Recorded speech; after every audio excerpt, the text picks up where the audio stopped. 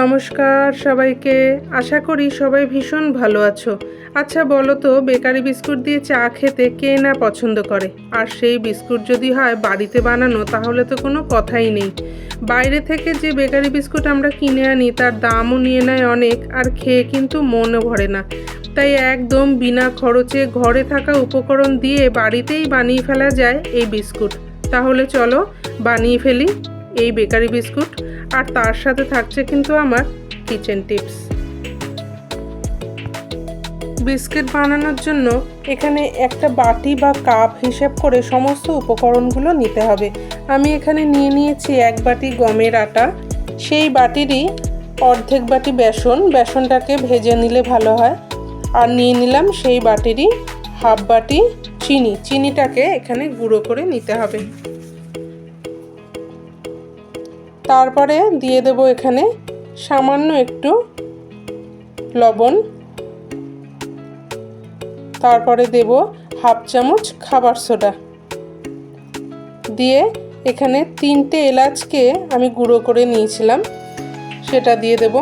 তারপর শুকনো উপকরণগুলোকে ভালো করে মিশিয়ে নিয়ে এখানে আমি সাদা তেল দিয়ে সমস্তটা মেখে নেব। তোমরা যদি গলানো মাখন দিয়ে মাখতে পারো তাহলে বিস্কুটের স্বাদ কিন্তু অনেক বেড়ে যাবে। আর এখানে জল দিও না, জলের পরিবর্তে চেষ্টা করবে দুধ দিয়ে মাখার। ঠিক এরকম একটা ডো তৈরি করতে হবে। এবার এখান থেকে ছোট ছোট লেচি তৈরি করে নেব। তারপর হাতের তালুর সাহায্যে বিস্কুটের শেপ দিয়ে নেব। প্রথমে গোল করে তারপর একটা চৌকো শেপ দিয়ে নেব, ঠিক এরকমভাবে। দেখো,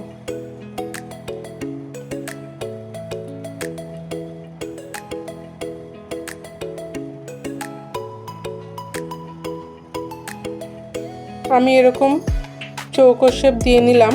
তারপর একটা ছুরির সাহায্যে এইভাবে কেটে কেটে একটা ডিজাইন বানিয়ে নেব।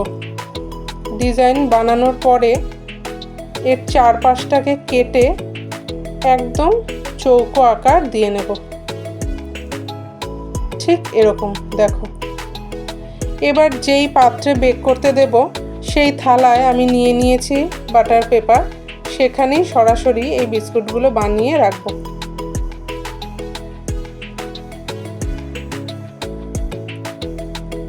তোমাদের আরেকটা বানিয়ে আমি দেখাচ্ছি। প্রথমে গোল করে তারপরে ঠিক এইভাবে চৌকো একটা আকার দিয়ে নেব। তোমাদের কাছে একটা রিকোয়েস্ট, যারা নতুন আছো তারা আমার চ্যানেলটিকে প্লিজ সাবস্ক্রাইব করো। আর একটু জানিও যে আমার এই রান্নাগুলো তোমাদের কেমন লাগছে, কারণ তোমাদের একটা কমেন্ট আমাকে অনেক উৎসাহিত করে যে নতুন নতুন রান্না তোমাদের সামনে তুলে ধরার জন্য। তাই প্লিজ প্লিজ কমেন্টে জানিও যে তোমাদের এই রান্নাগুলো কেমন লাগছে। চারপাশটা কেটে নিয়ে ঠিক এরকম একটা চৌকো শেপ দিয়ে নেব। এবার এই একই প্রসেসে বাকি বিস্কুটগুলো বানিয়ে নেব।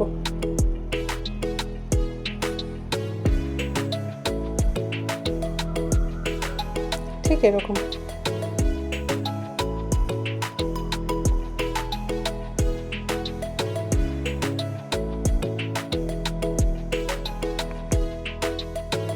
সমস্ত বিস্কুট আমার বানানো হয়ে গেছে। এবার এর ওপর একটা টিস্যু পেপারের সাহায্যে দিয়ে দেব দুধ দিলে কি হবে বলো তো, বিস্কুটের কালারটা খুব সুন্দর আসবে। তারপরে দিয়ে দেব এর ওপর বাদাম কুচি। যদি তোমাদের হাতের কাছে বাদাম না থাকে তোমরা চিনিও দিতে পারো, চিনি দিলেও দেখতে খুব সুন্দর লাগবে, খেতেও দুর্দান্ত হবে। এবার চলে আসি কিচেন টিপসে। আমাদের প্রত্যেকের বাড়িতেই নিত্যদিন নানান রকমের খাবার রান্না করা হয়ে থাকে। বিশেষ করে ভাত আমাদের প্রত্যেকের বাড়িতেই কিন্তু তৈরি হয়। অসাবধানতার বশত যদি কোনো কারণে ভাত পুড়ে যায়, সেক্ষেত্রে প্রথমেই যে হাঁড়িটা পুড়ে গেছে সেখান থেকে খাবারটা সরিয়ে নিয়ে অন্য পাত্রে রাখো। তারপরে সেই পাত্রের ওপর এক টুকরো পাউরুটি রেখে দিলেই সমস্ত পোড়া গন্ধ গায়েব হয়ে যাবে। এবার চলো বেক করতে বসিয়ে দিই। গ্যাসে কড়াই বসিয়ে তার মধ্যে দিয়ে দেবো একটা স্ট্যান্ড, তারপরে এই থালাটা বসিয়ে দেবো। এই বিস্কুট হতে সময় লাগবে 30 থেকে 35 মিনিট। তারপরে একটা ঢাকা দিয়ে দেবো। গ্যাসের ফ্লেম কিন্তু একদম কমানো থাকবে। আমার ঠিক সময় লেগেছে 35 মিনিট। 35 মিনিট পর তোমাদের খুলে দেখাচ্ছি। দেখো কি সুন্দর ফুলে গেছে, এখনো গরম আছে। ঠান্ডা করে তারপর তোমাদের দেখাচ্ছি।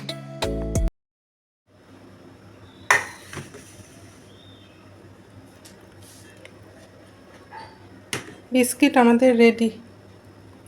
দেখো কি সুন্দর রং এসছে। দাঁড়াও তোমাদের একটা প্লেটে তুলে দেখাই। আওয়াজ শুনেই বুঝতে পারছো যে কতটা মুচমুচে হয়েছে।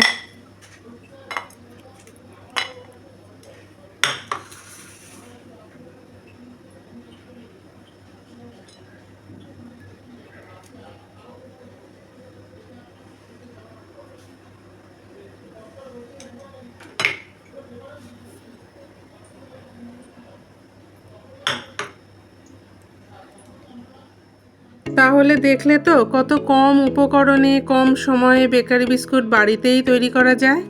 আমি আবারও তোমাদের রিকোয়েস্ট করছি, আমাকে কমেন্টে জানিও যে তোমাদের এই রেসিপিটা কেমন লাগলো। আমার চ্যানেলটিকে সাবস্ক্রাইব করে দিও, কারণ দুর্দান্ত সব রেসিপি আসতে চলেছে তোমাদের জন্য। আর যদি ফেসবুক থেকে দেখে থাকো, আমার পেজটিকে ফলো করার অনুরোধ রইল।